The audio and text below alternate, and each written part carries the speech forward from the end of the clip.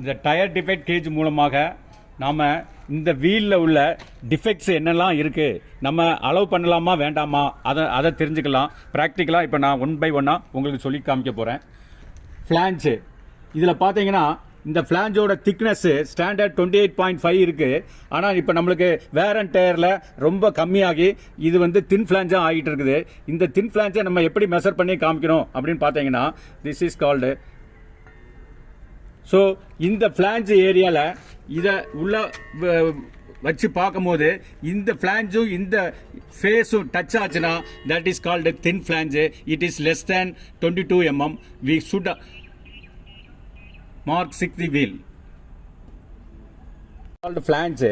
இந்த ஃப்ளான்ஜு தின் ஃப்ளான்ஜா sharp deep ஃப்ளான்ஜா எப்படி இருக்கு அப்படிங்கறத கண்டுபிடிக்கிறது எல்லாமே இந்த வீல் டிஃபெக்ட் கேஜ் தான். இந்த வீல் டிஃபெக்ட் கேஜ்ல இந்த பாகத்தை ஏன்னு சொல்றேன், இந்த இடத்த எக்ஸ்ன்னு சொல்றேன். இந்த எக்ஸும் இந்த ஒய்யும் பேரலா இருந்தால், அப்புறம் இந்த ஏ வந்து டச் ஆகாம கீழே வரையும் இப்படி இருந்ததுன்னா, டச் ஆகல, இந்த பிளான்ஜோட டிப்ல டச் ஆகலைன்னா அலோவ் பண்ணலாம். பட் இந்த பர்டிகுலர் வீல்ல பாருங்க அப்படியே போய் டச் ஆகுது.